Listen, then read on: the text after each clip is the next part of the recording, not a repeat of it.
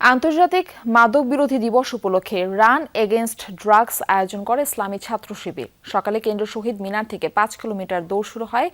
শিবির নেতারা জানান, সপ্তাহব্যাপী মাদক বিরোধী ক্যাম্পেইন ইউথ এগেইনস্ট ড্রাগস এর অংশ হিসেবে এই আয়োজন। সিলন টি রপ্তানিতে শীর্ষে। মাদকের বিরুদ্ধে সচেতনতার বার্তা ছড়িয়ে দিতে ইসলামী ছাত্র শিবিরের ব্যতিক্রমী এই উদ্যোগ। আন্তর্জাতিক মাদক বিরোধী দিবস উপলক্ষে ৫ কিলোমিটার দৌড় রান এগেইনস্ট ড্রাগস। কেন্দ্রীয় শহীদ মিনার থেকে শুরু হয়ে টিএসসি, শাহবাগ, কাটাবন, নীলক্ষেত ও ফুলার রোড ঘুরে আবারও শহীদ মিনারে এসে শেষ হয় এই দৌড়।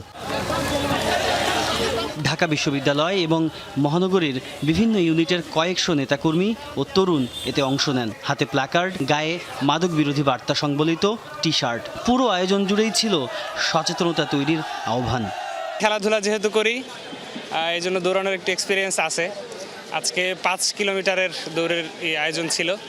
৫ কিলোমিটার দৌড়েছে, আলহামদুলিল্লাহ ভালোই লাগছে। একটা সাইন ব্যবহার করতে চাইতেছি যে আমরা যাতে কখনো মাদক গ্রহণ না করি এবং যারা মাদক সেবন করে তাদেরকে যাতে আমরা মাদক সেবন যাতে না করে সেদিকে যাতে আমরা উদ্বুদ্ধ করি। যারা আজকে করেছে তারা এভাবে ধরে রাখবে রানটাকে। তারা প্রতিনিয়ত যদি রান করে তাহলে অবশ্যই তারা ড্রাগ থেকে দূরে থাকবে। আয়োজকদের দাবি, কেবল আইন প্রয়োগ নয়, মাদক প্রতিরোধে প্রয়োজন নৈতিক শিক্ষা ও সামাজিক আন্দোলন।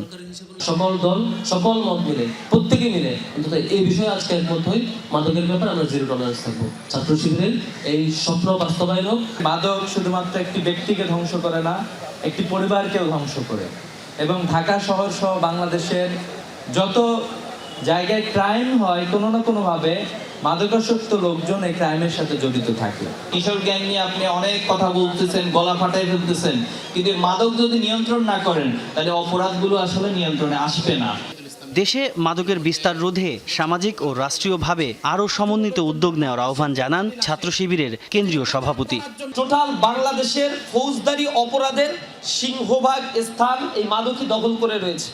মাদকের কারণে প্রতি বছর এভারেজে $441 মিলিয়ন অবৈধভাবে বাংলাদেশ থেকে পাচার হয়ে যায়। বাংলাদেশ এমন একটা হাবে অবস্থান করছে যেটা মাদক পাচারের জন্য খুবই গুরুত্বপূর্ণ স্ট্র্যাটেজিক্যাল একটা পয়েন্ট। মাদকের বিরুদ্ধে সচেতনতা তৈরিতে এমন জনসম্পৃক্ত কর্মসূচি নিয়মিত আয়োজনের ঘোষণা দিয়েছে ইসলামী ছাত্র শিবির। মাদকের ব্যবসায়ী সমাজে পরিচালিত হয়। তাজনুর ইসলাম, যমুনা নিউজ, ঢাকা।